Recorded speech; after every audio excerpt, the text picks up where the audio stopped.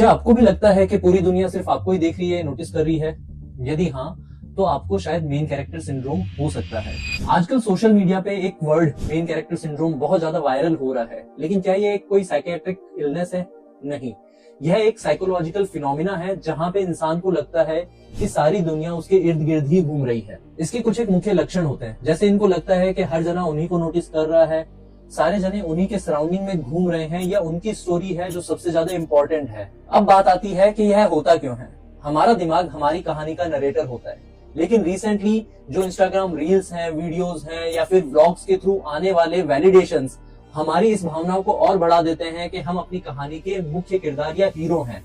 यह आपकी लाइफ को कैसे अफेक्ट करता है? इसकी वजह से छोटे क्रिटिसिज्म भी आपको पर्सनल अटैक लगने लगते हैं। आपको बार बार वैलिडेशन की रिक्वायरमेंट लगने लगती है कि जब तक कोई बोलेगा नहीं, अपने को सुकून या फिर कंफर्ट जोन नहीं मिलेगा। आपको दूसरों की फीलिंग से ज्यादा अपनी फीलिंग इंपॉर्टेंट लगती है और आप उनको इग्नोर करने लगते हैं, जिसकी वजह से आपके रिलेशनशिप में कॉन्फ्लिक्ट्स आने लगते हैं और आप लोगों से दूर होने लगते हैं। अल्टीमेटली आप अपने आप को लोगों से कंपेयर करने लगते हैं और यह चीज आपको एक ओवर थिंकिंग में ले जाती है, जिससे एंजाइटी या डिप्रेशन जैसे सिम्टम्स जनरेट होने लगते हैं। अब इस प्रॉब्लम से डील कैसे करें? जब भी आप इस सिचुएशन में हो तो आप एक टेक्निक यूज करें, पॉज एंड क्वेश्चनिंग योरसेल्फ। इसमें आप अपने आप को रोकें और अपने आप से ये 3 सवाल पूछें। पहला, क्या मेरे पास इस बात का कोई फैक्चुअल एविडेंस है? दूसरा, क्या इस बात को किसी और वे में भी एक्सप्लेन किया जा सकता है क्या? और तीसरा, यदि मेरा दोस्त इस सिचुएशन में होता तो मैं उसको क्या एडवाइस करता? यह 3 सजेशन आपको उस सिचुएशन से बाहर निकालने में हेल्प करते हैं।